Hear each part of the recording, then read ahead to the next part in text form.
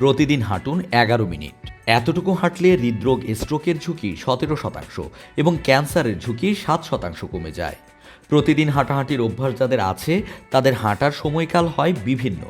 যতক্ষণ বা যত দূরেই হাঁটেন না কেন উপকার আছেই, এবং সেজন্য নিজেকে বাহবা দিন।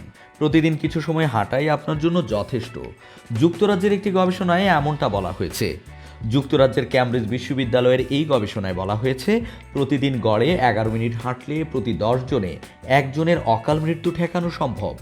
শারীরিকভাবে সুস্থ থাকার জন্য সপ্তাহে ন্যূনতম 150 মিনিট ব্যায়াম করার পরামর্শ দেন বিশেষজ্ঞরা।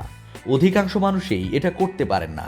কেমব্রিজ বিশ্ববিদ্যালয়ের গবেষকেরা বলছেন, কিছুই না করার চেয়ে অল্প ব্যায়াম করাটাও স্বাস্থ্যের জন্য খুব উপকারী।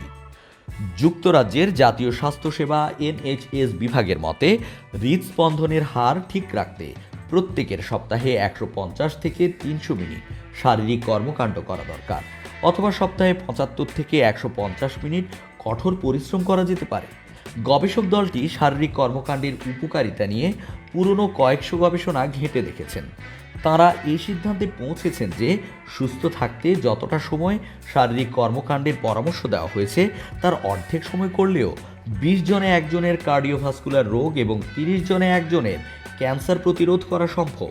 সুপারিশে অর্ধেক বলতে সপ্তাহে 75 মিনিট বা প্রতিদিন 11 মিনিট সাইকেল চালানো, দ্রুত হাঁটা, পাহাড়ে ওঠা, নৃত্য কিংবা টেনিস খেলাকে বোঝানো হয়েছে। হাঁটা চলার উপকারিতা নিয়ে গবেষক দলের প্রধান সরেন ব্রেইজ বলেন, এতে আপনার মনে হবে শরীরের নড়াচড়া হচ্ছে, হৃদস্পন্দন বেড়ে যাবে, কিন্তু স্বাভাবিক শ্বাস প্রশ্বাস নিতে অসুবিধা হবে না। পরামর্শ মেনে এতটুকু হাঁটলে হৃদরোগ ও স্ট্রোকের ঝুঁকি 17% এবং ক্যান্সারের ঝুঁকি 7% কমে যায় বলে গবেষণায় বলা হয়েছে। এছাড়া নিয়মিত হাঁটাহাঁটি করলে শরীরের অতিরিক্ত চর্বি ও রক্তচাপ হ্রাস পায়। এতে ফিটনেসের উন্নতি হয়, ভালো ঘুম হয় এবং দীর্ঘদিন হৃৎপিণ্ড ভালো থাকে। গবেষণায় বলা হয়েছে, নিয়মিত ব্যায়াম নাক, কান, গলা, গ্যাস্ট্রিক, লিউকেমিয়া ও ব্লাড ক্যান্সারের জন্য বেশ উপকারী। এছাড়া ফুসফুস, লিভার, কোলন ও স্তন ক্যান্সারেও কিছুটা উপকার পাওয়া যায়।